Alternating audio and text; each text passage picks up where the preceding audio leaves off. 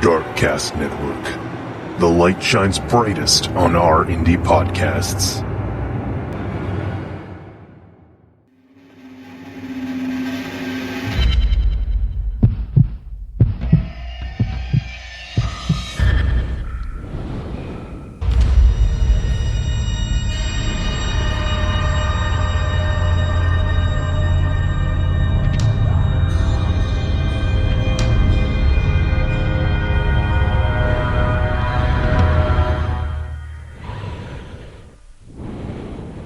Welcome to Brew Crime, the podcast where we drink brews and talk about crime, conspiracies, or whatever catches our attention. I am JT, and my co-host with the most is Mike, once again. Surprise! Hey, it's your international true crime show. Yes, exactly. And we've got a special guest with us today. I am Jackie Moranti of Cause of Death podcast. Cause of Death talks about pandemics and socioeconomics and healthcare and everything that has to do with infectious disease and how societies handle those things. Or don't. Or don't. Yeah, often. Yes. Yeah, you guys have listened to my show, you know. Yeah, exactly. Yeah, you guys know. I gotta say though, I do love shows where I come out of it learning more, and you learn a shit ton in just an episode. And my wife is not really a podcast person, but she's kind of gently into that kind of stuff. She's interested in it, especially having worked HR in the past 2 years. She's really had to deal with it. Yeah, but she loves the whole concept of Cause of Death, and what you're doing, and whoever's listening. If you're even remotely interested in anything regarding what Jackie mentioned, you definitely need to check out Cause of Death. Yeah, you know, some people will get vaccinated and wear masks. Some will have a trucker convoy. Those people need to listen to your show and get educated. Those are the people that actually send emails trolling me, and every episode, that's why at the end I say, well, if you want to, if you find something that I've said that's incorrect, go ahead, correct me, but I'll check your sources before I issue a correction. Those people, if you ask them for their sources, they're just going to say, your mom. And so that's typically... Yeah, or Joe Rogan. They give me Joe Rogan a lot. Yeah. YouTube for some conspiracy theorist. Oh, absolutely. God. Absolutely. David Icke. David Icke? Yeah. Oh, yeah, I've heard that name before. Yeah. So, for those of you who aren't on Patreon, if you want to be on Patreon, Mike and I are doing a deep dive into David Icke. We're actually reading a book of his on our Patreon episodes. And discussing it. And discussing it and making endless frickin' fun of it, because he believes in reptilians. So, there's that. So if you want to check that out, we have a lot of fun. Can I come on one of those episodes too? Absolutely. Hell yes. Mike and I want to get guests on those. Yeah, we read the foreword and we read the intro. We haven't even really gotten to the book yet, and it's already yes. Just an hour? Oh man, I was thinking you guys could have made like 4 or 5 episodes out of that. Oh, we're gonna make a lot of episodes. We're gonna read chapter by chapter. Oh my god! Till we get bored. Till we get bored and move on to another conspiracy theorist. It's fun. Yeah, exactly. Oh my god. Well, before we get into the main theme of the show today, we had the luck to kind of get an advanced look at one of the brand new Forensic Files episodes, which are coming out on the 27th of this month. Yes, on HLN, right? Yes. Yeah, it was good. It was really good. It was very succinct. There were no commercials in our viewing. Yeah, exactly. Yeah, I didn't get any either. Yeah. Yeah, but it was very good. I thought it was really interesting the way that they went into the making of the bomb. They really got in depth with that, and that was pretty darn interesting. Mm-hmm. A little bit of forensics. A lot of forensics, yeah. And they talked a lot about how those bombs are used quite often by the military and things like that. And I thought that was super interesting. I thought that part was really interesting. For me, the story was interesting when they got into really the moment in which they caught the person and what technology, like I don't want to give it away, but what technology they used to ensure the evidence was there. That blew me away because I've heard of a lot of forensic testing and things like that. Not obviously base level, foundational level testing, but I'd never really heard of that process, and that is a fantastic and fascinating process. So if you want to hear about something new that you might not know about, check out that episode. Yeah, it was really good. Not super long episodes. You don't have to put a lot of time into them, but lots of information, really interesting. Keeps you wanting to watch it, and I ended up watching a couple more episodes from previous seasons after I finished that episode. So yeah, it's quite good, and hopefully you'll all tune into this season of Forensic Files. Absolutely. It's definitely binge-worthy. I mean, it's, the episodes, they're short enough where you're just like, I want one more. Mm-hmm. Yeah. and that's exactly how you get somebody to binge your show. Yeah, exactly. Yes. And I mean, they're short enough, but they have enough information in there that you want to go and look up more about the case, too, which is pretty cool. And the science is so cool. I mean, well, we all know I'm kind of a geek anyway, so I'm really into the science. Yeah, You're in good company. Yeah. The other thing that I really dig is that, this season, at least the show, the episode that it starts out with is from 2011. And I think a lot of folks that do like to watch Forensic Files, they kind of go back to some of the older episodes, and those kind of go way back. And so these, when you listen to what's happening and then you hear the date, you're like, oh my God, did this really happen recently? I can't believe that. So it kind of, it hits home a little more, right? Yeah, it's hard to connect with a crime that happened in the early 80s because it was so long ago, right? But this one happened in 2011, so it's pretty close. Yeah, really recent. Yeah, so well done, Forensic Files. Yes. And check it out. You said the 26th, right? 27th of No, February. I was off. You know what? I was in a different time zone. The 27th of February. You are in a different time zone. All three of us, I think, are in different time zones. Which is what's going to make this so fun. Yeah, exactly. It's going to make this interesting. All right, I guess we're going to actually get into the meat of the episode, and there'll be a lot less laughing now, I think. This is a bit of a rougher topic to talk about, but it's a really important one to talk about. So it's, loosely, we're going to call it State Crimes Against Indigenous People, and I'll be starting out. I've got some information about something that's been happening in Canada, and Jackie's going to hit up stuff that's been happening in the United States. And, so we'll start with me. So the title of my case or story here is The Forced Sterilization of Indigenous Peoples. So, yeah. This already has taken a really rough turn. Rough turn. So, the beer that I'm going to pair with this, it's probably going to be basically for both stories we're going to hear today, is Supermassive Black Hole. Because it's basically what it does when you think about what's been happening to these people for a very, very long time. But this beer is from Silver Valley Brewing Company in Maple Ridge, where I'm recording this episode from. It's a coffee bourbon stout. So it's that a actually meal. Sounds pretty good, yeah. It's only 7.5% alcohol, which is pretty low for any beer with bourbon, like bourbon barrel aging or anything. It smells like coffee. I was waiting for you to go like, it smells like beer. It smells like No. It's straight up smells like coffee with a bit of cream in it. No sugar, though. Oh, there's sugar in there. It doesn't have a sweet smell, right? Yeah, it tastes like coffee, a little bit of roasted malts, a little tiny bit of bitterness. It's not much sweetness to it. Not really a big hint of bourbon, but it's super easy drinking. It's nice beer, which is good because I'll need to drink a lot of it. By the time this is over, probably, yeah. Yeah, exactly. Yeah. Yep. People always look at Canada as the nice country, but I think that's a fallacy that has been disproven. I mean, just look currently in Canada. Canada is polite, but it has some serious baggage, and this is not just the past either. The term eugenics was invented in 1883, and Western Canada practiced it in a horrible way. The provinces of British Columbia and Alberta had laws passed for this exact idea, unfortunately. Are you saying they had laws passed against or for? No. For it. That's what I thought you were saying. Okay. For it. All right. That's what I was worried about. Yes. Now, here's like a crash course in eugenics, because not everyone knows what it means.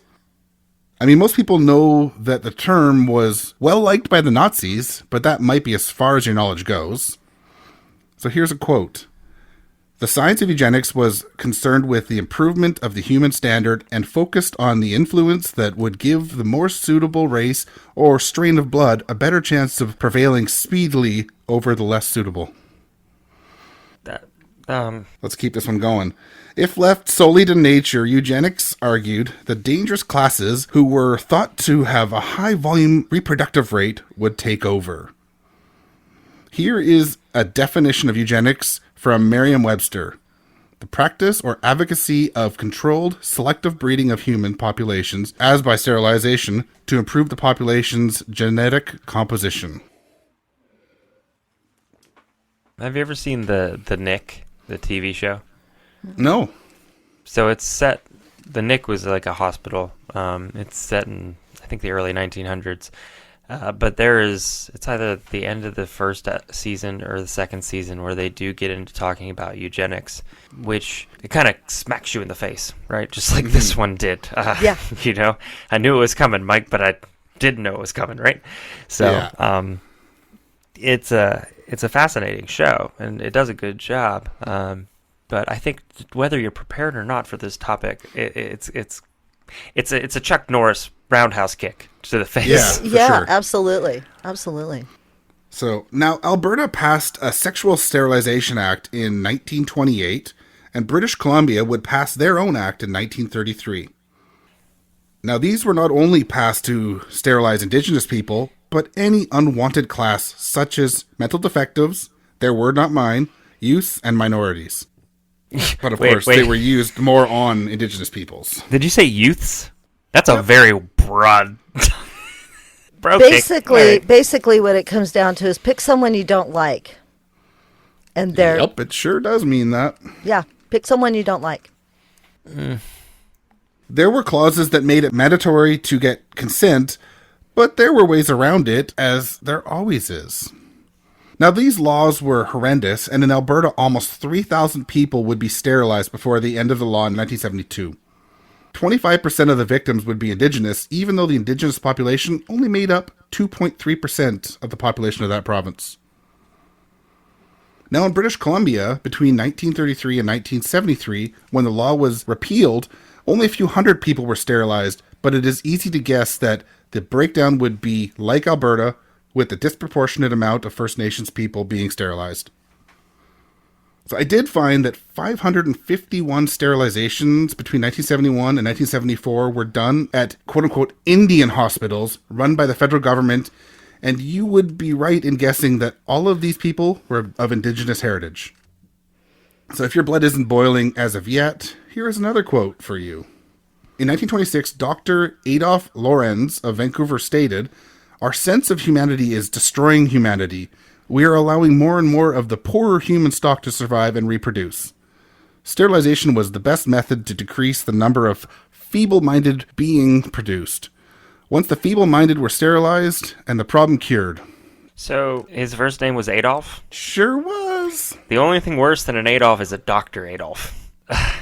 Yeah. This is really, I'm going to state the obvious. This is very difficult because it is very hard to actually interject with a comment, and podcasting doesn't do well with me shaking my head and wanting to cry. Yes. So that's where I'm at. So if you notice that JT is much quieter in this episode, that's why. Yeah, it's a heavy topic. Very heavy topic. Now, of course, sterilization of minorities of any type is not only absolutely morally wrong, but it is also breaking United Nations conventions for the prevention and punishment of crime or genocide. Yeah, there's that too. There's just that chestnut. Yeah.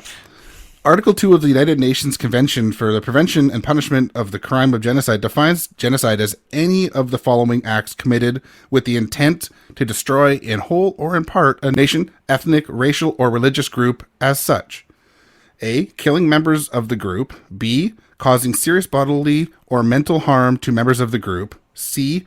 Deliberately inflicting on the group conditions of life calculated to bring about its physical destruction in whole or in part. D. Imposing measures to prevent births within the group. E, forcibly transferring children from one group to another. So that's a lot of that happening in Canada, unfortunately. Oh, we haven't even gotten to my part of that yet. I'll be talking about Oh, yeah. some of that. Oh, I know it's, Yeah, it's happening in the States. United States just as much, yeah. An internal conference of the United Nations Human Rights Commission held in Montreal stated in March 1999 that Canada is in violation of international law in its treatment of Aboriginal people, again, not my term, and that the condition of the natives in Canada is the most pressing human rights issue facing Canadians. And that's from the Vancouver Sun. So yeah, not only is it horribly wrong, it is illegal in the world's view, and we're part of the United Nations. I don't even think the United Nations really care about Indigenous people. Nobody really cares about No. Indigenous people. And that's why this has gone on for so long. Ever since the colonists stepped foot on the United States, what is now the United States, this has been happening. And it didn't matter whether Yeah. the colonists were the Spaniards who came up from the south or the English who came in from the east. Or the French, don't forget them. Or the French, or I think the French were a little Nope. little better. Nope. Some of them did marry into Indigenous people, but that's it. Well, yeah. You know, Unfortunately, everyone's just been shit. Yeah, I think, quite honestly, Mike, you remember me covering the Norse expansion, Yep. with Vikings, right, over in Eastern Canada. Quite honestly, I think they had one or two conflicts with folks that are already there. But Yeah, other than not that, too many. they kind of left them alone. Imagine that. Now, they still arrived, and they still took a small amount of land, but overall, it was very like, you do your thing, we do our thing, maybe we'll trade some stuff, and that was Yeah. it. They more fucked with the people of Europe. yeah, And that's fine. and that's Yeah. okay. That's good. I'm Yeah. good with that. Yeah. Which is funny, because you think of Vikings as totally, like, grizzly dudes who just, right? They just, yeah. So, it's interesting that those are the guys who, and men and women who, Yeah. Now that we're mad about historical sterilization of Indigenous peoples, let's get really fucking mad and talk about current day sterilization. Now, of course, the laws were repealed in 1972 in Alberta and 1973 in British Columbia, but that absolutely does not mean that these forced sterilizations have stopped in Western Canada. Between 1970 and 2018, over 100 Indigenous women have now come forward with claims that they were sterilized either through coercion or against their will. Now, of course, even without legality, this has been happening either historically or currently across the country, with 1,400 people sterilized in Ontario, although I cannot find the breakdown of the background of these people. But again, 1,400 people sterilized. it's hard for my mind to wrap around how you, as a medical professional or otherwise, justify that. But I guess if you have absolutely no sense of morality, or, you've lost your humanity, I guess it really doesn't matter, and you don't need to justify it except for when the law comes around. But even then, it sounds like it doesn't matter, because the law is not going to care. Seems like it for sure, yeah. A report in 2018 stated that up to 1,150 Indigenous women were sterilized in a decade ending in the early 1970s. From a CBC article about the territory of Nunavut, which is northeastern Canada, like most northeastern portion. According to Stout's research, Lachat reported in 1976 that 26% of women in Iqaluit between the age of 30 and 50 were sterilized. He reported almost half of women that age were sterilized in Nujat, I think is how you pronounce it. I'm sorry, I don't know these names very well. In Goja Haven, 31% had been sterilized. In Chesterfield Inlet and Kugrak, more than a quarter of women underwent sterilization. Elisa Lombard is quoted as saying, "I think that the practice of forced sterilization is symptomatic of colonial hangover. And I think it has a lot to do with eugenics, of course. These old ideas that some people should have children and others are not fit to." Lombard told Face to Face, "Eugenics was a widely accepted theory not so long ago. It was a theory that was attempted to be brought into legislation in Saskatchewan and only failed by 1 vote. Jesus Christ. It's like we geographically displaced, and that wasn't enough. And so illness wasn't enough, and giving them no rights was not enough. So now we're going to ensure the fact that they don't continue.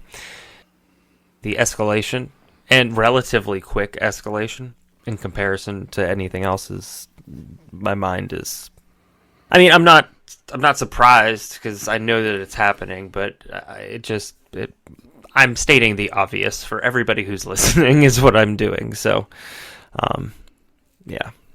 What has been happening is that these women have had tubal ligations done to them. Tubal ligations, or having your tubes tied, is an irreversible procedure.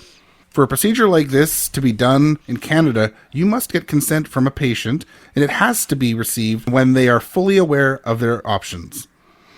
On top of this, it is never an emergency surgery, so they even more have to have proper consent. Women also legally must be given enough time to weigh the pros and cons of undergoing this procedure. Now, of course, this consent form had been forced upon women right after giving birth using coercion, misinformation, and the likes to get them to sign off on procedures with no time to make the proper decision. But then also, consent was not a big issue for some doctors, as can be seen with this quote out of Global News. She was screaming that she didn't want this, but it happened anyways. A Cree woman had just given birth to her 6th child in Saskatoon when she was presented with a consent form for her sterilization. Quote, she tried to wheel herself away from the operating room, but the doctors wheeled her right back in the direction of the same operating room, says a new government report, which details the woman's sterilization in 2001. When she was in the operating room, she kept asking the doctor if she was done yet. Finally, he said, yes, cut and tied and burnt. There, nothing is getting through that. I am so angry right now. I'm so angry right now, and that's the right way to be. So that if it wasn't, if it didn't hit you, that story, that did it. Yeah. You know, and this, the entire time, all I'm thinking is there are so many white people who shouldn't have kids too. In fact, there are many more. So I could probably name off a few. Most of them are on 16 and pregnant, but that's not the point. And so, you know, like, it's just A report released in 2018 stated that the precise number of Indigenous women subjected to forced or coerced sterilization in Canada is unclear. It also argues that the practice hurts other marginalized and vulnerable groups in the country, including Black women and other people of color. Of the 16 Indigenous women in the report mentioned above, most report that they were coerced into the procedures between 2005 and 2010, and the report was aware of women being sterilized as recently as 2019. So that's very recent. Every single one of those doctors or whoever caused that should become eunuchs. Permanent, like, obviously permanently. That's just rhetorical. That's repetitive. Yeah. But, So I mean, so just do it twice. That's just cut you know it what? twice. Take it off, put it back on, let it heal, take it off again, because There quite you honestly, go. and you know what? Without anesthesia. Without anesthesia, no Ooh. locals. Yep. Nope. No locals. You can You pour get some nothing. vodka on it. Rub some dirt. It'll be Ooh. fine. Rubbing alcohol. Soap. Another quote from Global News. Away from their family and communities to give birth, many Indigenous women experience language and cultural barriers. Many women are not given adequate information or support to understand and to be informed of their rights, including their sexual and reproductive rights. So this is another quote here. This is from Ghislaine Picard, Chief of the Assembly of First Nations, Quebec, Labrador, said, these medical procedures were aimed at a slowdown of the First Nations birth rate, and these decisions were imposed against the values of these women. Today I hope that the wall of silence will be broken because women will finally be listened to. The research will provide a portrait of what some of these women have been through in hospitals and finally make the truths known. I feel like, other than people coming forward, which is a very brave thing to do, Yes, it is, yeah. there's a lot of things that have to align for the full story, first off, accurate medical records, which I'm going to go ahead and assume those were doctored, pun intended. Probably. Absolutely. And I can almost guarantee that there's consent forms in there that were not signed by the patient, but they were signed by somebody else. I wish people would understand, just good for this, assault victims, etc. It's not just something you choose to do and come out in the public and talk about this. This is not something that's easy to discuss. And you don't get anything by talking about it. If anything, you get the complete opposite, which is people victim blaming and calling you out and saying there's no way that happened. Yeah. So there's no... Or just racism in general. Right. There's no benefit to the... It's like people who are like, why does everybody come out as gay or bi or whatever? I'm like, there's literally no benefit to them to being who they are, which is super stupid, right? Yeah. There's no benefit to saying, I'm gay. It's not like you get an extra tax break or something for for being that way. You know, Some places you get less.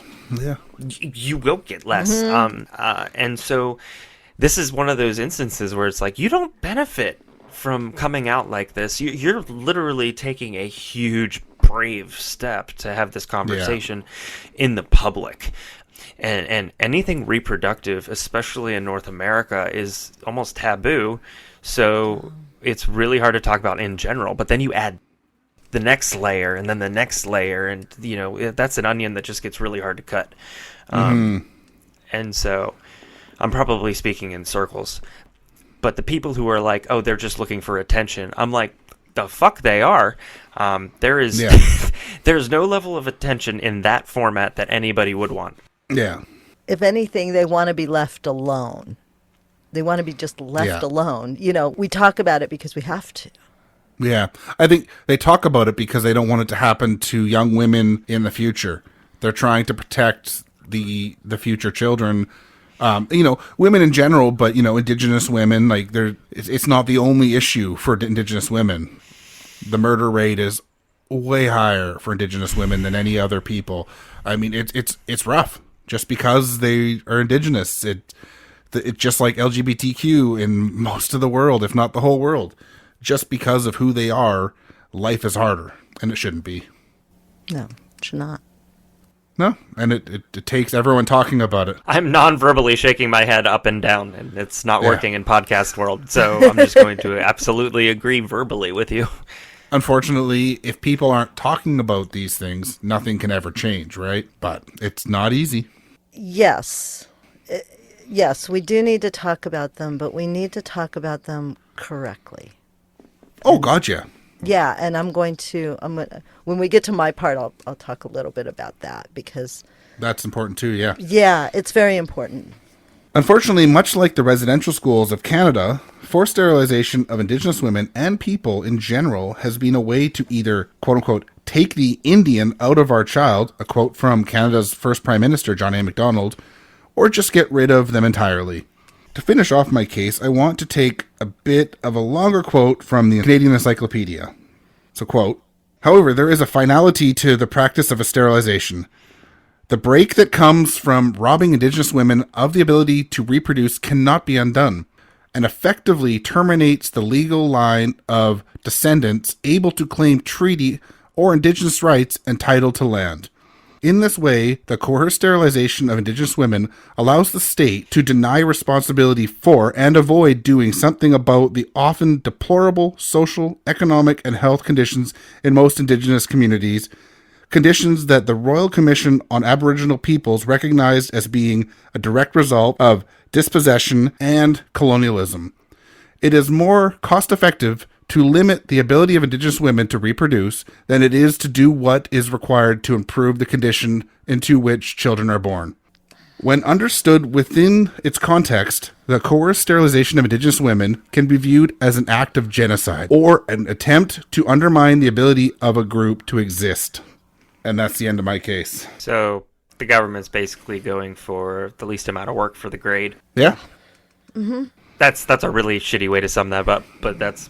But it's true. Yeah. That's exactly what they're doing. Yeah. The U.S. is working a little harder at it, but yeah. But they're all working hard at it, unfortunately. They're all working hard at it. Yeah, they're all just doing the same thing. They are. I'm not going to have much. I'm just kind of the person in the room. But what I do have is a beer for Jackie's case, which is Not Your Father's Root Beer. And the reason why I picked Not Your Father's Root Beer is because this is not your typical brew crime episode. It's kind of in the same vein of that. It's just, we usually cover things where it's, I'm going to go back to my original podcast, which is True Crime Lab, which is nowhere, so don't look for it. But what we always used to say is that we don't make fun of the victim or the victim's families. We do make fun of the criminal because usually they deserve it. Yeah. Usually. Not always, but usually. That's typically kind of somehow what I ended up bringing to brew crime in a way. Probably just my personality. So episodes have kind of been like that, but this is not one of those. And so this root beer that is called Not Your Father's Root Beer, it's great for this show, this episode, because it's really shitty. It's really shitty. Oh my God. I don't recommend it to anybody. The 2 bottles that I have had, separated by 4 or 5 hours, have both caused immediate heartburn / acid reflux. So, it's just not my favorite. It's like 5.9%, so it's not really high on the end of that. But yeah, I don't recommend it. I give it a 1 star just because there was something in the bottle. That's about it. It's fair. So sorry to... Oh, that's really funny. On the tag on the very top of the bottleneck, it says "worth remembering." Well, we'll yeah, remember so that this. you don't do that again.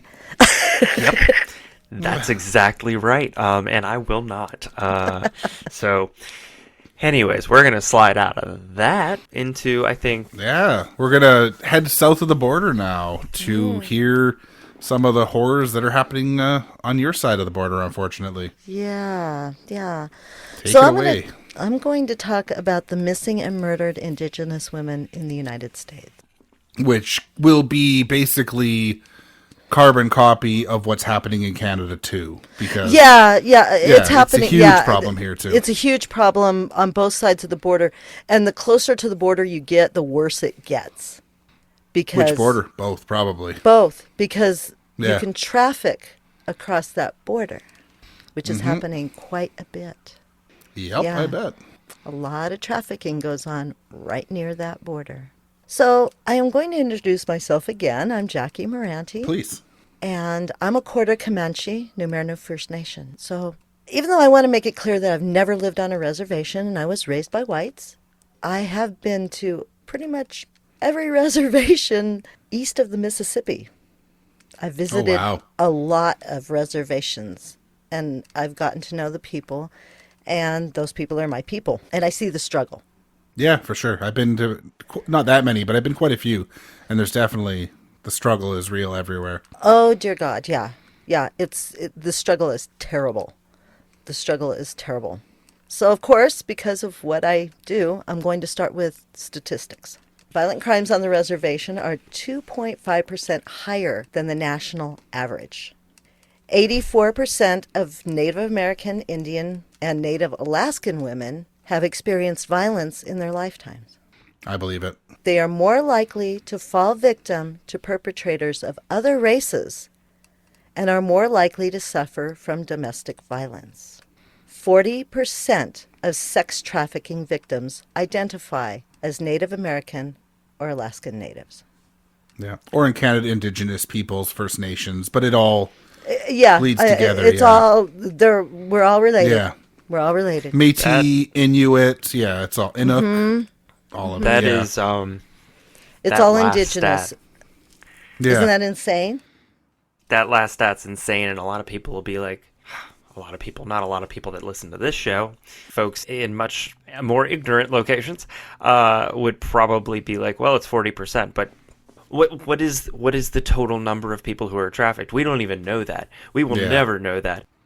And the percentage of population that's Indigenous are way smaller. Is 11%. Yeah, 11%. There's It's way smaller. 11% of Indigenous people. Well, I mean, it's the same in Canada, right? I mean, in Vancouver, we had Willie Picton that was picking off mostly Indigenous First Nations sex workers. And it's almost guaranteed there was another serial killer at the same time working the same area of downtown Vancouver, downtown East Side. And there's the Highway of Tears, which again has mostly Indigenous, not all, but mostly Indigenous women, a lot of them sex workers, disappeared. Yeah, it's across the board. And I'm sure it's similar in New Zealand and Australia and anywhere there's still Indigenous peoples. Possibly. I didn't go out of the United States, but even here, I mean, we're so close to the southern border, we're so close to the Mexican border, and we have so many pueblos down here. I believe we have 17 original pueblos down here. And then we also have several reservations. You know, we call it the checkerboard reservation, where you can drive for a mile and next thing you know, you're on another reservation, and then you drive for another mile and you might be on, U.S. land, federal land, and then you might be back on the reservation. It checkerboards all the way across the state. So our next stat is 80% of Native men have experienced violence in their lifetimes. That's pretty damn high. Now, I want to say that there are very few resources available to Natives when it comes to obtaining legal help. Poverty is rampant on the reservations. 1/3 of the Native American population lives in poverty. Roughly $23,000 a year is what they make. I'm actually surprised it's not higher than that, unfortunately. I mean, I'm happy to hear it's not worse than that. It's still awful, but I thought it was going to be worse than that. 20% of people who live on the reservations make under $5,000 a year. Holy shit. Holy crap. That's mind-blowing. Yes. That's literally less than what some average people made in this 1970. Yeah. And 50 and 20 and Yeah. holy shit. Native Americans have the highest high school dropout rates at about 30%. 75 to 93% will drop out of college.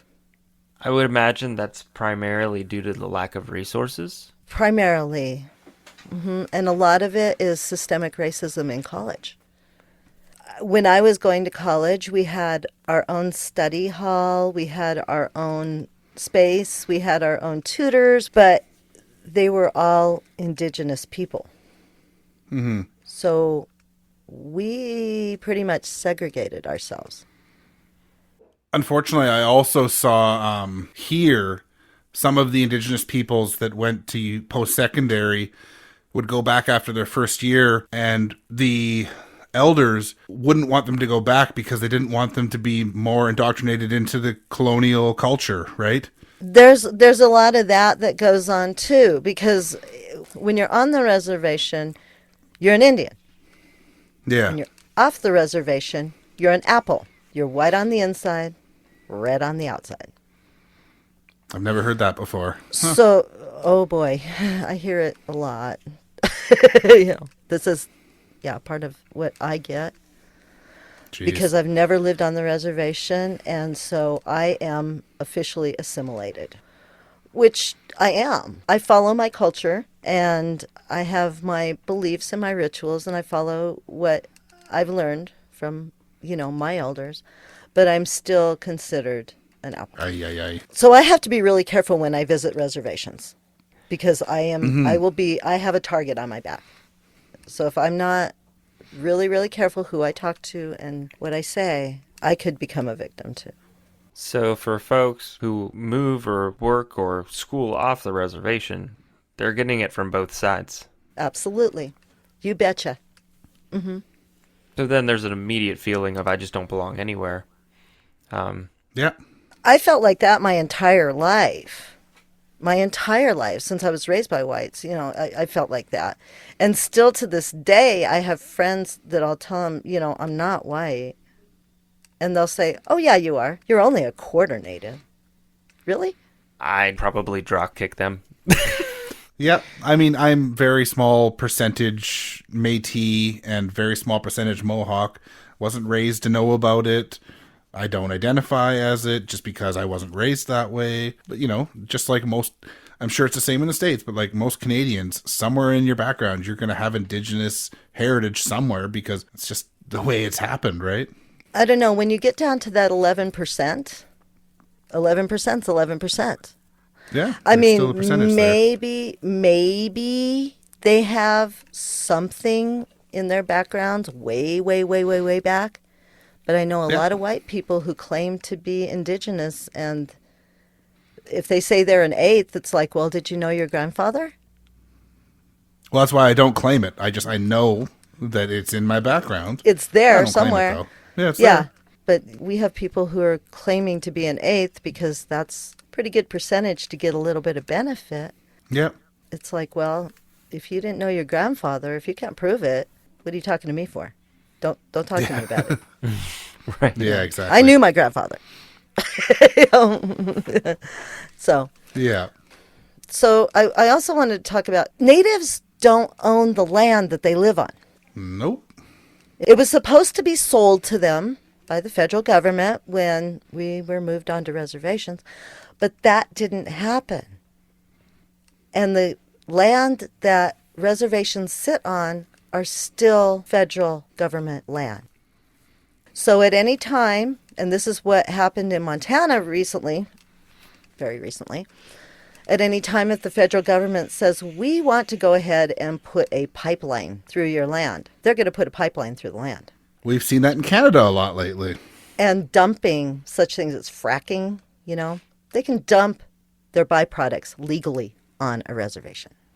Because it's quote unquote theirs. Yeah, exactly. The fact that we basically were like, here's your land. It was yours to begin with, but we're here. And so now it's not. But we're going to give it to you, but you don't own it. So good luck. Yeah. It's almost worse than just blatant racism because it's like under the sheets racism where it's like, it's not really, but yes, it is. It absolutely is. What it comes down to is it's hidden genocide. It's hidden genocide. They're not going to admit that they want to kill us off, but they sure as hell do want to kill us off. Yeah, I mean, words are words, but actions, that's everything. Mm-hmm. Yeah.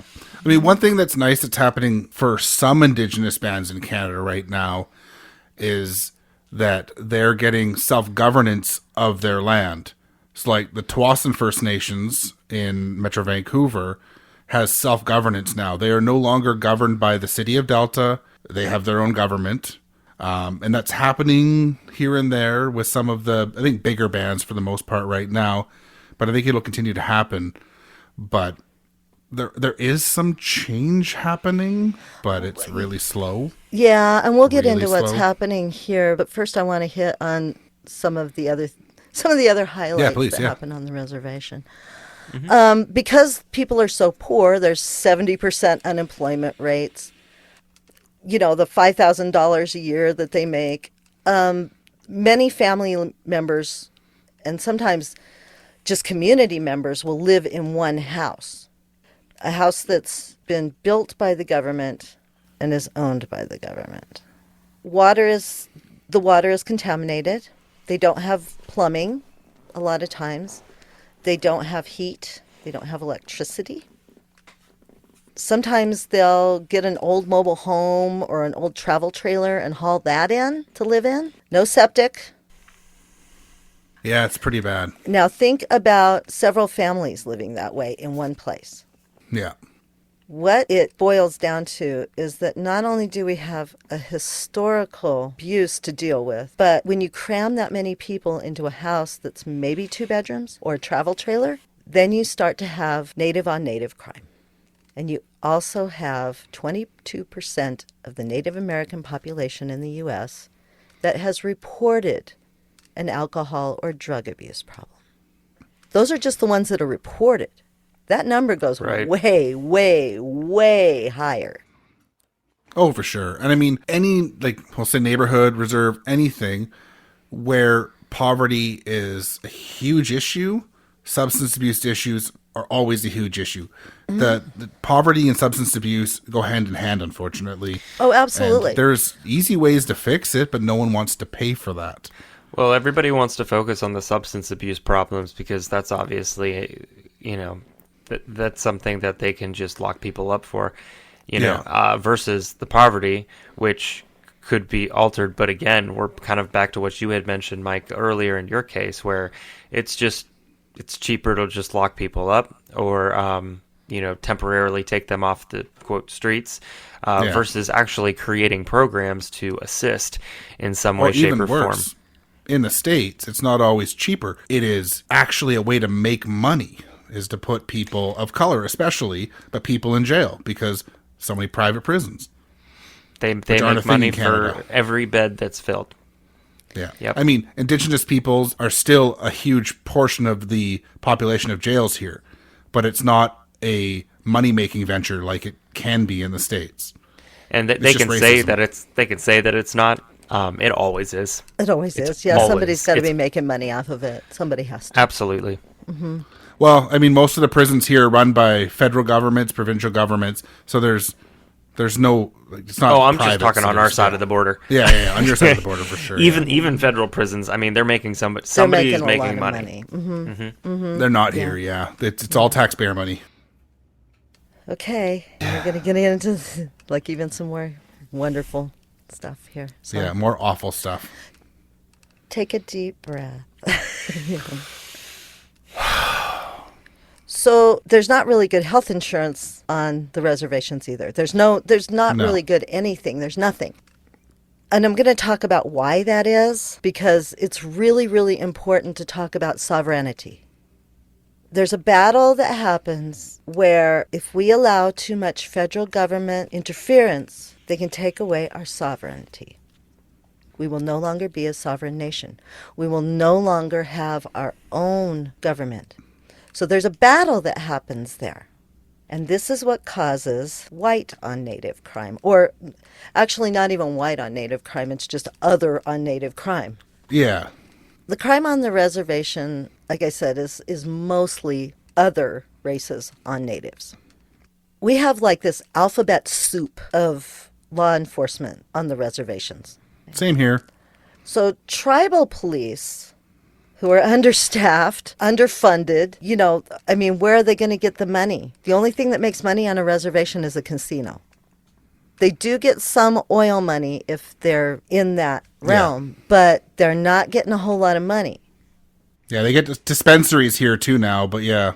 We're trying to keep dispensaries off of the reservation down here because of the years and years and years of alcohol and drug abuse and addiction. Oh, for sure, yeah. They have decided that most reservations in the United States don't even allow alcohol. Even the casinos on some reservations are dry. So to put a dispensary on a reservation, does that make any sense to you?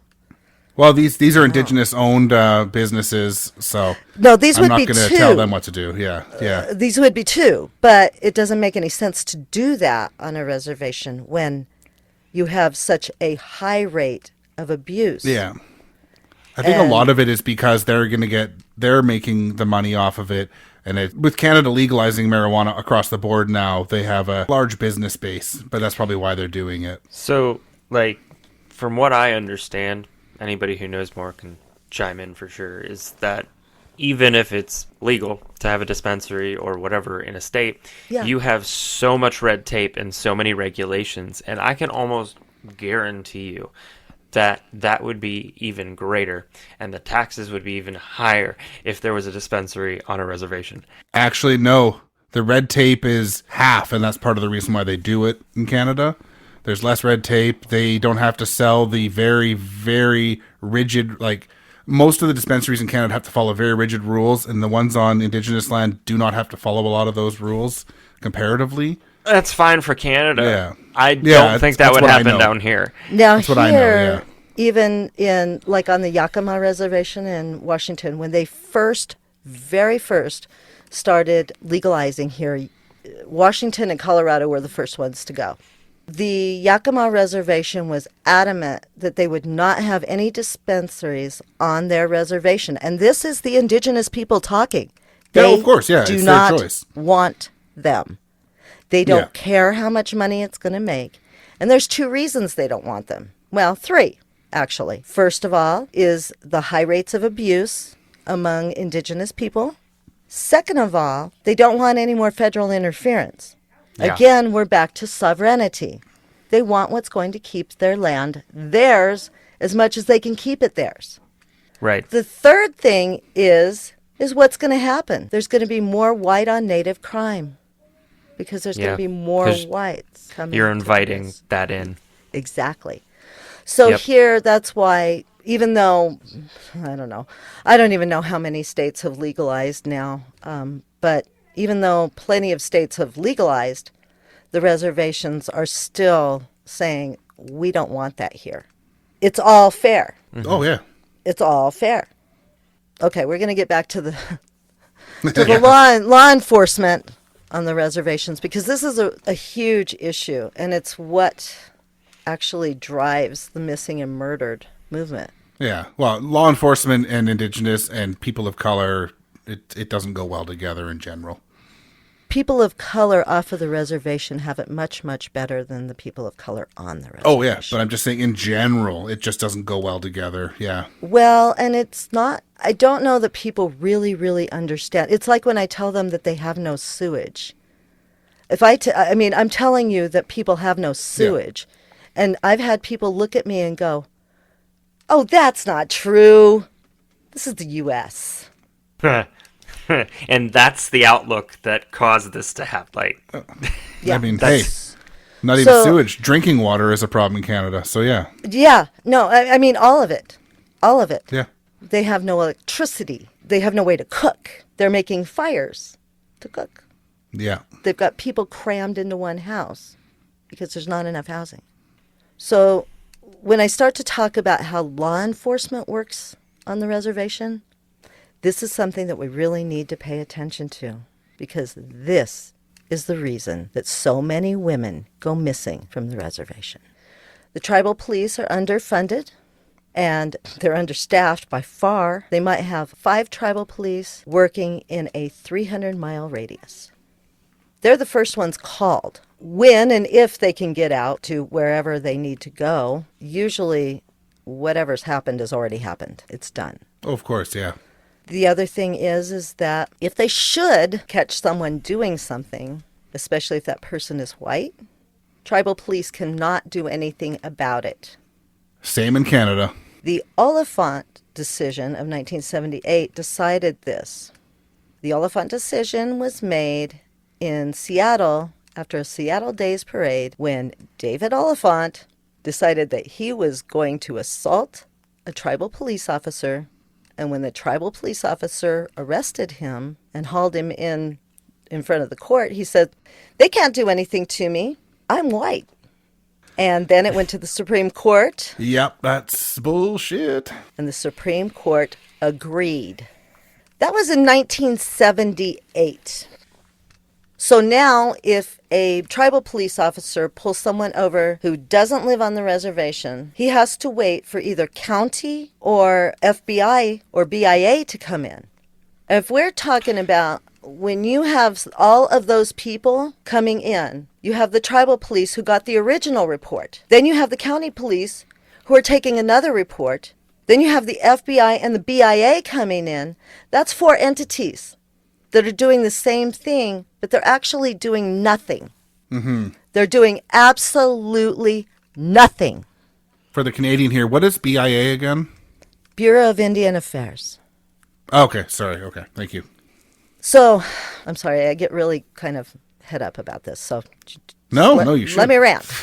I understand. Let me rant. So, when someone goes missing on the reservation, the BIA comes in, maybe. The tribal police do what they can, maybe. The FBI, maybe. Probably not. The whole system is so corrupt and so screwed up that nothing gets done. So what happens when someone goes missing on a reservation is that it's up to the families to investigate. It's up to the families to go search. It's up to the families to raise money because no one's going to help them. Unfortunately, that's the truth, yeah. They scream for help and no one will help them. And so when someone goes missing on a reservation, pretty much it's considered just another missing Indian. Yeah, and I mean, it's not even just on reservations either. It's Indigenous peoples in the cities that go missing, and it unfortunately is the same response. So let's talk about that for just a second. Usually, if an Indigenous person goes missing from a city, then you at least have city police who are looking for them. You at least have someone who will put in that effort. Unfortunately, it doesn't seem like it. The problem with it is that what happens is that when someone makes a missing poster for this person, they're often classified as Asian. What? Yeah. That's weird. They're either classified as Asian or Hispanic. You know why? No, I don't. Because white people can't tell the difference. Oh, jeez. Well, they wouldn't be confused for Hispanic because there's not a massive Hispanic population in BC. It's growing, but there is a big Asian population, though. No lies detected with what you said. Well, especially considering no you're down in New Mexico. It's quite close to the border, so there's going to be a very large population of South Americans in general, I'm sure. Well, we have quite a huge Mexican population. You know, a lot of Hispanics, a lot of, Yeah. not so much South Americans, but Central Americans. Central Americans. Yeah, sorry, Central yes. Americans. Guatemalans, we have, not Puerto Ricans, Guatemalans and Mexicans and Hondurans. A lot of Hondurans come up. So we do have that population here. Yeah, we're slowly seeing a growth in the population of Central and South Americans, especially in the construction industry here. But it's a slow growth, but foundationally, white people wrong. Get it right. What the fuck? Yeah, I've never seen that happen here, and that's really gross. Yeah. I mean, unfortunately, nothing seems to happen regardless, but I've never seen even that. No, that happens quite often here. And another thing that happens down here is they won't bother to get a hold of the families to find out what tribe they're from so that they can accurately report who is missing. Wow. And it doesn't matter whether you're on the reservation or off. If they even figure out that you're Indigenous at all, then they don't bother to figure out where you're from. Doesn't surprise me, unfortunately. This is why a lot of these crimes go underreported also. They might as well just take it up for themselves and not report it because no one's going to do anything about it. Yeah, well, that's why it's so important for everyone to start talking about this, because it needs to change, and it's going to take people talking about it to change it. Yes, maybe. We'll talk about that in a minute. So, the Oliphant decision was semi-overturned in 2013 by the Violence Against Women Reauthorization Act. This is still in the legislature. I've never heard of that one, but again, Canadian, so... Right, no. A lot of the things that I talk about, you're not going to know about, Mike, because you're on the other side of the border. And we're kind of... Systemically? Systemically, it's the same thing. Yeah. But the way that things work down here is going to be different. Very different, yeah. Very different. Very different. So, the Violence Against Women Reauthorization Act has partially gone through, but it's not finalized yet. So, what that would do is it would essentially say that it doesn't matter who commits a crime against a woman on a reservation, anyone can arrest that person for that crime. It doesn't matter whether they're white, they're Hispanic, they live on the reservation, they don't. It doesn't matter. If you commit a violent crime, especially a domestic crime against a woman, you can be arrested by anyone. So, like citizen arrest as well, you mean? No. I mean that tribal police can arrest someone who does not live on the reservation and is not Indian. Good. And they can put them in jail. But that hasn't happened since 1978. Yeah. I mean, I'm not a huge supporter of police in general, but any police officer should be able to do their job regardless of who they're trying to arrest. Yes. This is one of those things with American politics. It's not government, it's politics. This is all politics. Yeah, absolutely. That I absolutely hate, because this is a logical thing that should have been taken care of as soon as it was put together, which was far too late to begin with. Right. And there is no reason why it should not be put into effect already. Yeah. There's absolutely no reason. This is Amen. logical. It makes sense. And all I'm saying is that the three of us need to just be president, vice president, and whatever. That's what I'm saying. Yeah, prime minister. That's fine. Mike can be prime minister. That's cool. You don't forget, though, that policing in Canada started to manage Indigenous peoples. And policing started in the United States to manage the now freed slaves and Indigenous peoples. That's where policing as a group started. So it started from a rough place to begin with, too. But Mike, if you don't have someone policing, then you know what happens? You end up with 5,000 missing women every year off of a I know, reservation. but I'm just saying, you have to have someone policing this. but what I'm saying is that most police forces were started not to police all crime. It was to police certain crimes. And that's where we have to change how policing is done across the board so that this bullshit can end. You know what we need to change on the reservation? We need to get police. And we need to start policing. Because they haven't. But we have to get police that care. That's the big thing. Right now, we'll take anything. Because at this point, let me tell you another story. So there was a man on a reservation down here in New Mexico. And he was a serial rapist. He had raped several women across that reservation. BIA couldn't do anything, well, or wouldn't, whatever. Yeah. Tribal police wouldn't do anything. Everyone knew who he was. So one night, the neighbors just came in and burned down his house with him in it. Jeez. Is that what you want? Is that what you want? Vigilante justice? Because that's what's happening. No. This is why I say... There's no other option. There's no other option. If no one's going to do anything about it, we got to take matters into our own hands, right? Yeah. Right. So when I say that they need police, they need police. They need people who are going to police this situation and still allow sovereignty. Because sovereignty is the only thing that these people have. And they don't even have that in a lot of instances, unfortunately, because it's being taken from them, and it has been for generations, right? They still have their sovereignty, and sovereignty is a big thing. And in fact, in the state of Oklahoma, I hate to say this, but Donald Trump gave more land to the Cherokees last year. Wow. He gave them almost half of the state. And it's sovereign. Damn. And on that land, the Oliphant decision does not make any difference.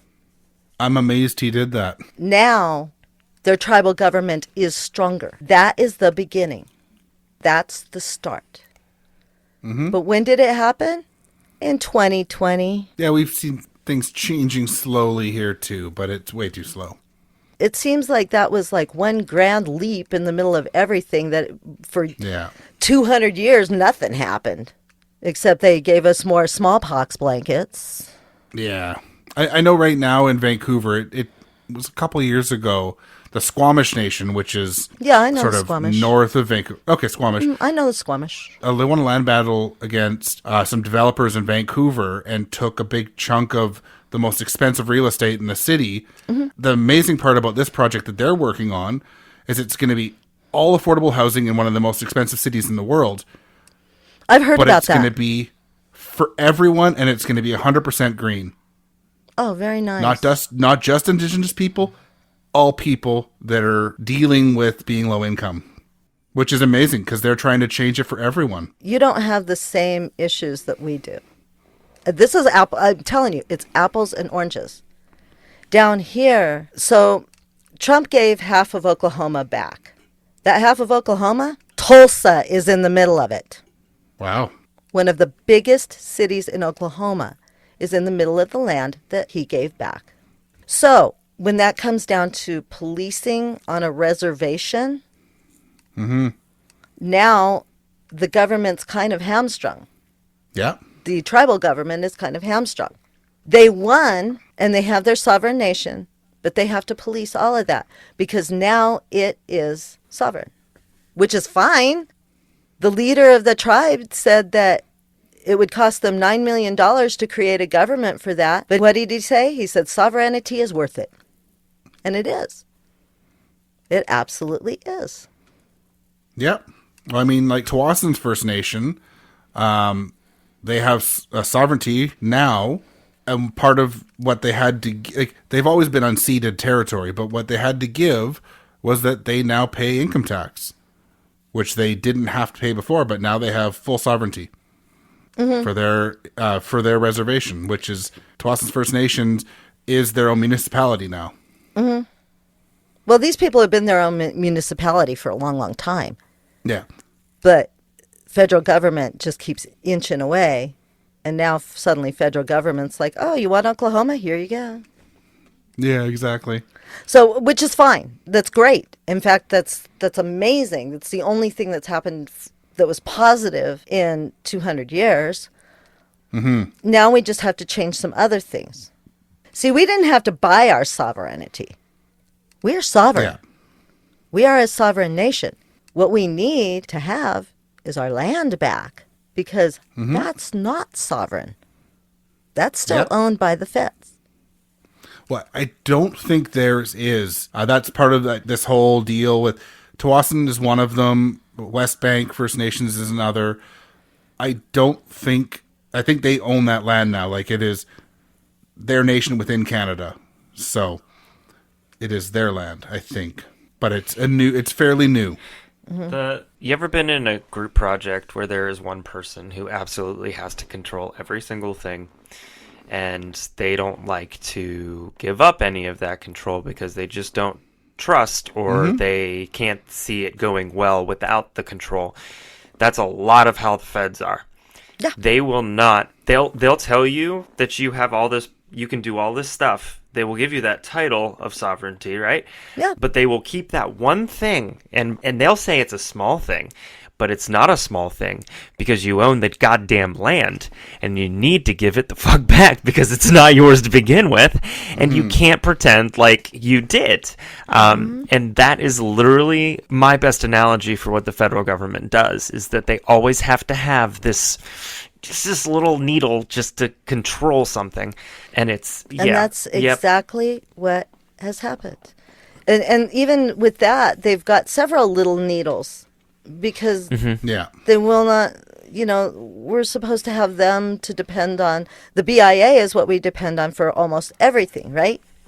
Okay, right. So the BIA has not given us health care, mental health care, drug abuse care, police services, clean water, electricity. I'm just ticking off all these needles. It's more than one. Yeah.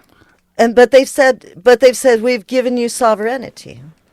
I'm just reading here. This is from TsawassenFirstNations.com that 2009, after their treaty, they have reclaimed 724 hectares of Tsawwassen land and have direct control and ownership over it, and that's from them directly. Perfect. So some things are changing slowly. Yeah. There. Yeah. Yeah, that's what I'm saying. There. Yeah, there. Here it's is different. conditional. Yeah, It's here, conditional sovereignty. apples and And oranges. that's only that reserve. It's not that reserve. It's that reserve. Not every single one has this, and the ones that are further out usually have worst case scenarios, and the ones that are closer to cities usually end up having better case scenarios. But that's just how it is in Canada. Yeah, because most of ours are farther out. So They're everywhere here. The Crow Reservation is a really good one to talk about. And JT, we sort of talked about this a little bit. Mm-hmm. The Crow Reservation is up in sort of central Montana. When you drive north out of Wyoming, you cross the border and you drive past the Custer Memorial and you drive onto the Crow Reservation. It's in the middle of nowhere. The Crow Reservation is known as the place to go if you want to get away with murder. Jeez. Yeah. I know there's a lot of reservations in Canada that are only accessible by air, water, or in the winter when the waterways are frozen. So they are severely disconnected from the rest of the country. not just a long road in the middle of nowhere. This isn't disconnected at all. This is where most of the crime, most of the white on native crime happens, is the Crow Reservation, the Shoshone Reservation, and the Lakota Reservation up there in Pine Ridge. Jeez. That's where most of it happens. And it's not, I mean, you can get there easily. Take a drive up I-25. You're there. Yeah. But it is desolate territory. And there's nothing out there except that reservation. Mm-hmm. So it's super easy to get there. It's super easy to do whatever you want to do. And it's super easy to get out because no one's going to see it. They don't have cameras. They don't have the 7-Eleven, you know? Yeah. You drive onto that reservation, the first thing you see is a burned out house. That's what you sounds see. about right. So, now let's talk about how we talk about it. Let's. Because let me tell you, the way that we talk about this, the way I've heard it talked about, more often than not pisses me off. I get super, super offended about it. I used to listen to every MMIW podcast that came out, and I had to stop. And here's some of the reasons why. Okay, so a lot of these shows are about 10 minutes long. They say they can't find enough information. Have you talked to the families? No, apparently not. Have you talked to me? Have you talked to anyone? Have you even looked up this history? It's there. You can find it. It's not that hard to research it. It's everywhere. So don't tell me you've only got 10 minutes of information on somebody's case. Then someone else approached me and she said she wanted to do an MMIW episode about a woman who had disappeared in California off of the Paiute Reservation. Well, I started talking about it. Started talking about the same thing, the history, the whole thing. And what she told me was that she didn't believe me. Wow. Yeah. Didn't believe a word of it. Yeah. Strike one. Yeah. 1 So through I 3. said- That's strike 1 through 3. Yeah. I'm expecting more strikes here. That's all. Oh, there's more. That's fair. There's way more. That's fair. So I said, I know you don't live anywhere near a reservation, so you can't exactly go there, but I'm pretty sure that if you looked up, say, the Apache Reservation in Arizona, or maybe just go ahead and look up the area where this woman disappeared, you would find out what it looked like. There's nothing around there for miles. It's out in the middle of a desert. She said, well, didn't CCTV at the, local grocery store, whatever, CCTV didn't pick any of this stuff up? Well, no, because there is no CCTV. You need money for that. Yeah. There And is electricity. no... Yeah, you need electricity. You need a 7-Eleven. So she said, I said, well, why don't you call the family? Why don't you talk to the family and see what you come up? So she did. She emailed she emailed the spokesperson of the family. Then she comes back to me and she said, well, this alleged cousin of hers told me blah, blah, blah. And I said, what do you mean alleged cousin? She says, well, I don't believe this person is her cousin. And I'm like, who the fuck are you to say anything about it? What do you want, a DNA test? Right. Now, let me tell you something. At any reservation I go to, if I'm accepted by those people, we automatically somehow become related. It doesn't matter because we are of the same blood. So if someone tells me, and I even asked her, I said, if this person was white, would you even question that? No, you wouldn't. You wouldn't question it. Probably not. No. So this one's a really good one. I really liked this podcast. Now, I'm not going to mention any names here. Once these people hear your podcast and they hear the story, they're going to know who they are. So that's all that really matters, is that I'm nailing the people that I need to nail. But there was a podcast that I really, really liked, and I listened to it a lot. And when they did an MMIW episode, I was so excited to hear it. And then they started talking. Then they open their mouths. One of these women is black and the other one's white. Neither one of them understand anything about this. They don't know. They think that what's happening to the black people is the same thing that happens to the indigenous people. And it's like, oh, no. Because you guys at least have law and order. May not be great, but you at least have it. If you call the police, they will come. When they started talking, they were talking about a woman who had disappeared from Kansas. A little girl who had disappeared from Kansas. And she went to the Kickapoo school. And they kept saying, "Oh, Kickapoo, Kickapoo, isn't that cute? Kickapoo, Kickapoo. That's so cute. That word is just so cute." It's a tribe. Wow. No shit, yeah. And then one of them asked the other, she said, "So what is their mascot at the Kickapoo school?" And the other one says, well, she looks it up, she Googles it. Why she couldn't Google that Kickapoo was a tribe, I don't know. But she could certainly Google their mascot and find out that they were the Braves. So both of those women go, ugh, the Braves. Well, they have every right to be the Braves. They're the tribe. If it was a public school or something, then no. Well, it But was like, you know what I mean? Yeah. Reservation public school. Sorry, yeah. Yeah, I mean, and even at that, it's like what you're talking about is very, very sensitive. It's super sensitive. Could you at least get your shit together enough to do your research?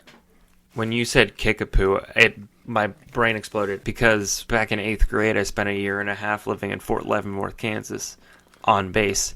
And You were right in the middle each of the little housing areas on base, I lived in Kickapoo.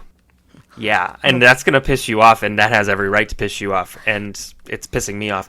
I lived in the small area, they kind of separate by whatever, rank or whatever they do, but I lived in Kickapoo, and now I think that they've actually removed and renamed things on base since then. I think they've actually torn down the entire area and built something else, but the point is that for how long was that the case? Like when people ask me what neighborhood do you live in on base, I would say Kickapoo, and as an 8th grader, I wasn't really privy to anything, right? Right. But the people who put that shit together were. Oh, they definitely knew what the hell was going on. Yeah, you probably had an Apache and you had a Comanche and you had a, yeah. Yep. But, and things are different now. I think that people are becoming more enlightened. They're so enlightened that they're unenlightened. Yeah, and the way that they become enlightened, I put in air quotes, is usually through pop culture. Yeah. And I mean, you can speak to this way better than I can, but I feel like pop culture doesn't exactly, unless they're really setting out to do the research to learn about, to then portray, they're not portraying correctly. No. Yeah, okay. That's what my assumption was. Yeah, and the other thing is that people assume that things on the reservation are just like they are everywhere else. Because they've never been to a reservation, they don't know the people, they haven't done the research, they have no idea about the culture, and it's different from the way things are outside. Way different. Yeah. Way different. I actually just did a quick Google, and I mean, 40 minutes and 50 minutes away from me are the only two reservations in Virginia, the Mattaponi and the Pamunkey. Oh. And so, that's one of those things where it's like, well, now I want to learn. If you can take a drive out there, I would at least drive across the reservation. I don't know what those tribes are like. I've only been to reservations out here, and I don't know what their reservation is like. Some reservations are super welcoming. Some of them are so welcoming. Others, you got to be a little careful about. Well, and I think that's justified. I think there's a good reason for that. Yeah, I would encourage anyone who lives anywhere near a reservation just to drive across it, just so that you can see what is going on out there and get a better idea of it. It's one thing to talk about it. It's another thing to go there, I think there's a fine line. You have to go with the intention of learning, even if it's through observation. You cannot go for the intention of seeing, quote, a spectacle. Right. You know what I mean? Like, there are some people that we'll do something like that. And I think you need to go with the right purpose. If you're not going to go with the right purpose, then you don't fucking go. Yeah. I think Just leave it's them not- alone. Just leave them alone because they don't want you there. And honestly, they don't. They don't. Yeah. They want to just be left alone. They want things to get better, but they really don't want people coming along and making a spectacle. You just said it. You said it perfectly. Because people will go there to make that spectacle, to make their mark on the reservation. And it's like, no, just go home now. Go home. Yeah. Leave your money, buy the jewelry, and go home. Right. Yes. Right. I mean, And absolutely. carvings. Buy the carvings, buy our art, and go home. I appreciate you guys letting me rant because No, of course. When It's important. this is one of those topics where, to me, when Mike had brought it up, there was obviously a lot to talk about, and I'm just not an expert on it, and so I was like, I think we should bring somebody on, who is an expert. Which I am glad that you spoke up and said, hey, I can do this. And because also there's the concept of what you said about the podcast you were listening to. It's two white guys. It's talking about this, which is, if we do it correctly, it's okay, but Yeah. that's just not. And it's really hard, to even conceive these things. You know them, they're facts, but it's really hard unless you've been there, unless you've seen it, or unless you've somehow connected with it and you understand what's going on. Just driving across the reservation or maybe knowing a couple of natives, you don't get that feel, Yeah, there's no amount of research that will give you a feel, Not right? really. Like I could report bullet points on a case and statistics and things, which you did, but the difference is you've experienced it, you've seen it, you've lived it to a degree, there's a human element there. It's not just facts, right? Right. So there's just a lot more there, I think, and that's why initially, I was just like, I really want somebody to come on. I think that's important. Plus, Mike and I just love having you on. So Oh, thank you. I love you guys. I really do. I love you guys. Yeah. Yay. Yeah. I just really think that now, I think maybe that now that if you do pick an MMIW case, you'll know. You can hit those bullet points. Because honestly, honest to God, if someone would hit those bullet points, it would be much better than what I've been hearing. Now, I do have to give a plug to another podcast that does do an amazing job. It's called Law Ain't Order, and her name is Emma Jane. And she is doing the serialized story of Selena Not Afraid's murder.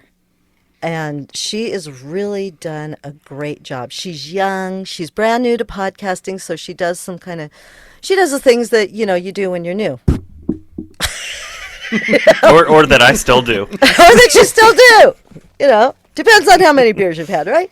But, Right. Yeah. But, she does those kind of things, and sometimes her sound is a little wonky and whatever, but she's doing such a beautiful job of talking about the history. Nice. And the colonization and why these things are happening on the reservation, and then mixing in the murder, the case. She's just doing a beautiful job. And I wish more podcasters would do that. Yeah, she's doing such a phenomenal job with that case. And even though she is white, she identifies as white, she has just done such a beautiful job with that case and everything that surrounds it, that I can't say enough good things about her. She's really done her research. Nice. She's talked to the families. She's gone to the reservation. She has really, really she's put in so much effort on it. And her effort shows. That's amazing. Yeah, she's done a really, really good job. Yeah, so she would be the only one that I would say that I can even tolerate listening to most of the time. Oh, my. Yeah, most of them are pretty bad. Just honest. Anyway, I really thank you guys for having me on. Our pleasure, 100%. I am so glad we got to do this finally. Mm-hmm. Well, before we close this out, then, can you tell the listeners again one more time just about your show? Yeah, absolutely. I do a show called Cause of Death, and Cause of Death works with diseases and epidemiology and how we follow things and how we cure things and how we find things out and how far they go, and the government that takes care of things, maybe sometimes. One way or another. One way or another. It depends on how many people they want to kill off. I'm laughing because I'll cry if I don't. It's true. I mean, yeah, it's very, very, very true. If you want to know what happened to the gay culture in the 80s after the AIDS pandemic, if you want to know about how smallpox was pretty much just given to the Indigenous people during the smallpox epidemic. And then how it was eradicated.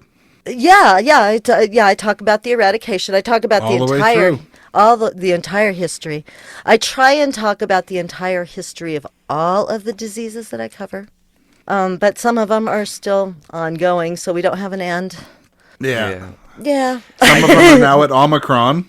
Yeah, well. I do want to say that a lot of times when people hear epidemiology and all of that stuff, they think, well, this is too technical for me. However, I will say this.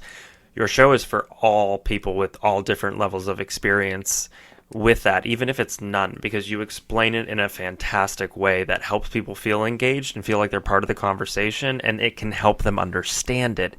That's half the battle. And I think you do a great job of that. Thank and you. I think that more people just need to understand and seek to understand. And your show is a great way for them to start doing that. Thank you so much. I appreciate that. Yeah, because I really work towards that. I try and make things. I know that, there are some things that I get a little bit technical about, and I try and explain exactly the mechanism of the disease and things like that. But I try and make it so that it's not too much for people to handle. Because I remember when I was in school, and I had this professor who would go, and if we talk about the mechanism of disease and how it attacks the body, and and before I knew it, I was like, oh my God, what did I do? But like the important part is that even if you do that, quite the majority of the show is extremely accessible, and it's enough to get people to go, well, let me look that up, because I've done that plenty of times listening to your episodes. Oh, good. Like, well, let me just look that up. Let me go further, and I think that that's the sign of a really good show, right? Thank you so much. Is that happens? So check it out. Yes, and we'll put your website or social medias in the post on our website too for this episode. Oh, awesome! Because I think I sent you show notes for this one. Yep. And I think and if you haven't, then I need them. Okay, I think everything about me is in those show notes. Well, why don't we close this episode out? Yeah. We can keep chatting afterwards, but let's close this episode out. So, thanks for listening to the episode. If you want to look for us on social media, go to @BrewCrime. We have a Facebook group, BrewCrime the Group. If you would like to send us a message, it's brewcrime@pacificbeerchat.com. If you want to go to our store, we got a TeePublic store. Just go to our website, brewcrime.com, and click on the link. We got all kinds of different merch for you to buy. And if you want to help support this show and make the show better, and listen to David Icke. Yes. Help us upgrade our equipment, helps pay for our hosting and all that stuff. Go to patreon.com/brewcrime, and shout out to our Patreon supporters, True Crime Nana, 3 Beers In Podcast, Amber, and the Faves of Our Lives. Cheers. Bye. Bye. All cases in Brew Crime are written by Mike and JT or a writer we credit on the episode, and sources are put into our show notes for each episode. We always want to give credit to the people that research the cases we talk about. Check out our store at tpublic.com/stores/brew-crime-podcast, where you can purchase gear like t-shirts, phone cases, stickers, pillows, and all kinds of other cool stuff. Brew Crime's intro was created by Mike using Creative Commons Attribution Licensed Audio from purple-planet.com, soundbible.com, and freesoundeffects.com. Logo designed by Ben Greenberg. Thanks for listening to this episode of Brew Crime Podcast. Hello, and welcome to Cause of Death. My name is Jackie Moranti. I've been studying infectious disease for 14 years in various research settings. I have a Bachelor's of Science from Colorado State University in microbiology, immunology, and virology.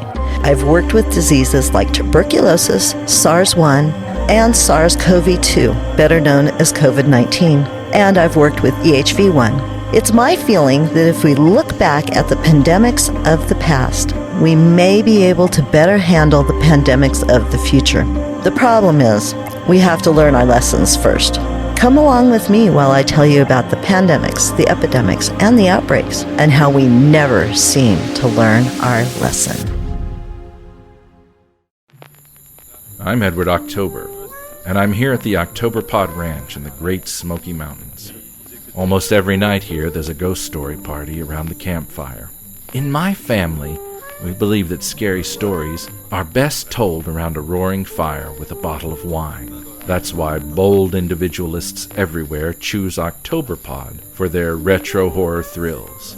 Our stories are so good because they're told with such care, understated, moody, and above all, chilling. Why don't you join us?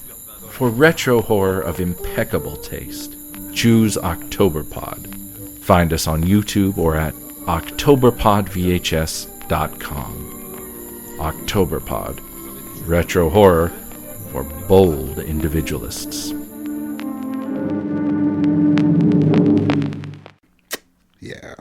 Oh, sick. That's actually dust, not actually a period. Delete, delete. It looks like a period. This is my work tablet. Oh, this is just great. Oh, this part gets cut out. Don't worry. I know, it's just hilarious. I'm like, oh, wait a minute. Behind the scenes, behind the scenes. Oh, one of these days I'm going to put out some of my outtakes from Cause of Death. You will not believe some of the shit. That's why I put them at the end. Most of the outtakes end with "oh fuck." Yeah. A lot of mine do too. Yeah, here you go. All right. Okay. I'm just going to wait. I can speak. Let's not laugh at that. Let's just look at one thing up here. Mike's placing bets on the next sports game. No. Right in the middle of the whole thing. I know. I'm just trying to find a quote from the first Prime Minister of Canada. However, there is a there is a finitely, I can speak. No, I can't. Nope. Don't. 2-point high, excuse me. Just 1 second, 1 sec. Sorry. Yes? Okay, oh shit. Get out of here, Cedar. No worries. Dog attack. Yes. Sorry. Yay! I guess the dogs needed to go out. That's okay. That's all right. When you gotta go, you gotta go. Yes. My wife is just letting me know. Which I love. I just the fact that. What else was I going to say? Yes.